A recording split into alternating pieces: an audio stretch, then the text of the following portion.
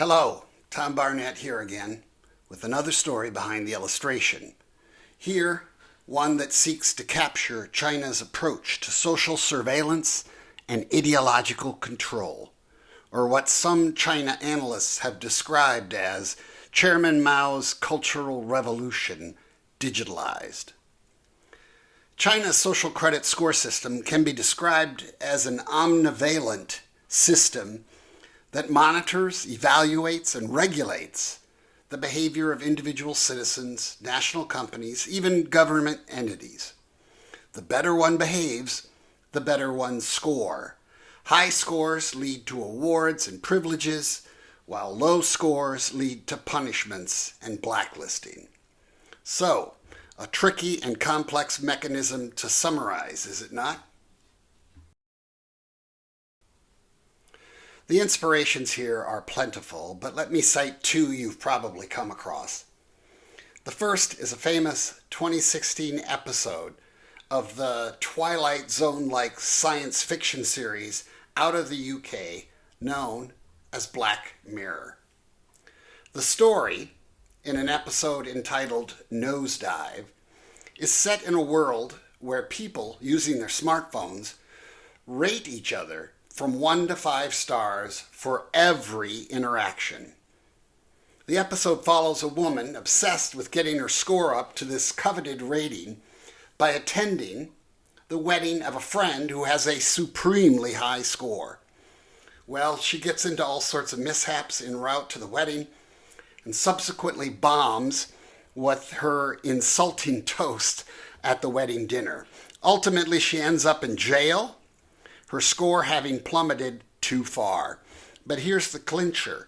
Once in jail and freed of being judged all the time by everybody, our character finally relaxes and finds a new sense of freedom. In all, sort of a funny Bridesmaids meets 1984 dramedy.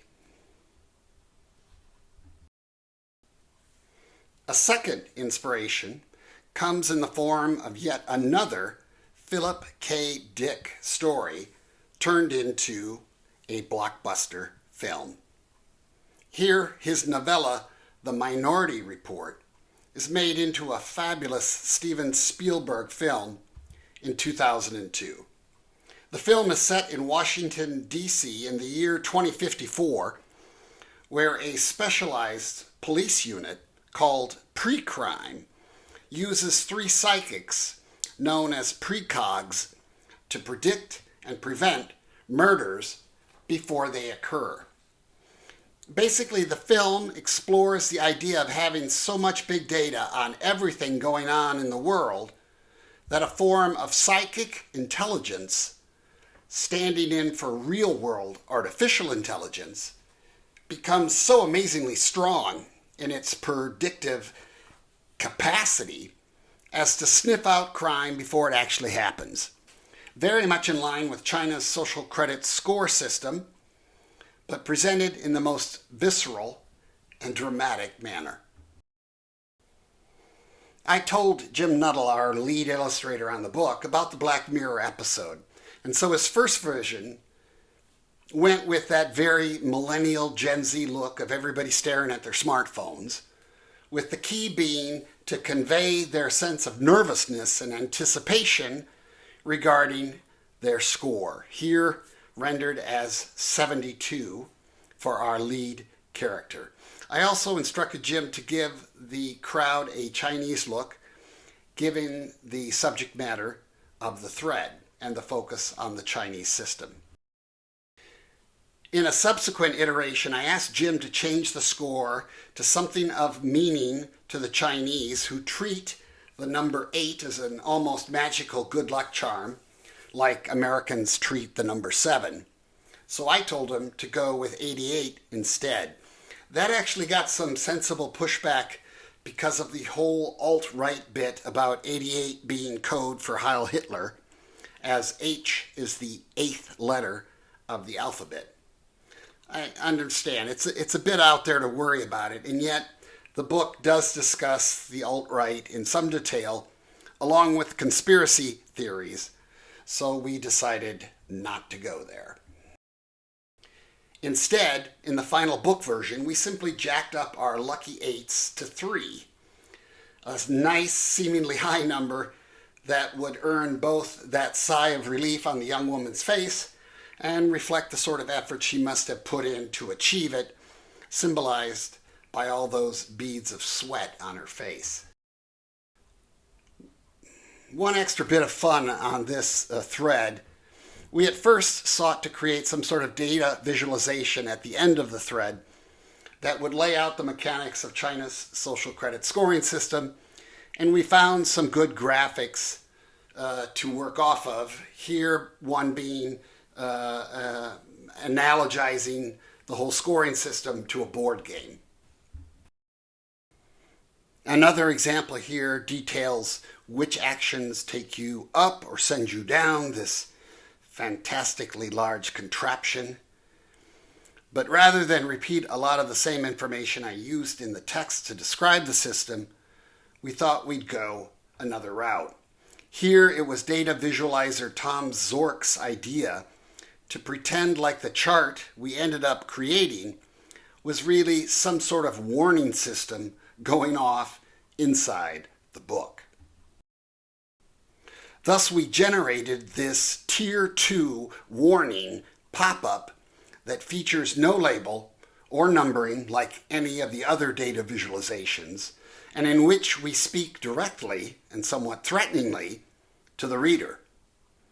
To get a sense of how this works, or how we thought it worked, listen to how I ended up presenting it myself in the audiobook, where I ginned up a quick script right there in the audio booth on the last day of recording in Michigan at Brilliance Audio's studios. Stop, reader, stop. This is a Tier 2 warning. You have read more than 50% of an unsanctioned book. This makes you guilty of encountering 42 negative themes. You have been detected 16 times lingering on pages containing negative themes. You have had 4 suspicious interactions with other low-score readers of this text. As a result, your current social score has dropped 20 points in the last 48 hours to 105. Transportation privileges, air, rail, road, have been revoked until your score improves. Options to correct your score. 1. Stop reading immediately. This will incur an additional 5% drop in score. 2. Surrender this book to your nearest free speech center. This will earn you a 25% score boost. 3. Ignore this warning. This will incur a 50% score decline, and your ATM access will be suspended for 2 weeks. This has been a Tier 2 warning. Pretty fun stuff, right? Well, that's the story behind this illustration, along with its fun Easter egg data visualization at the end.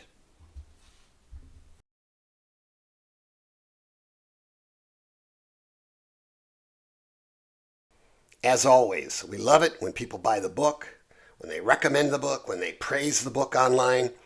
I and my Throughline colleagues, we feel very passionate about this work.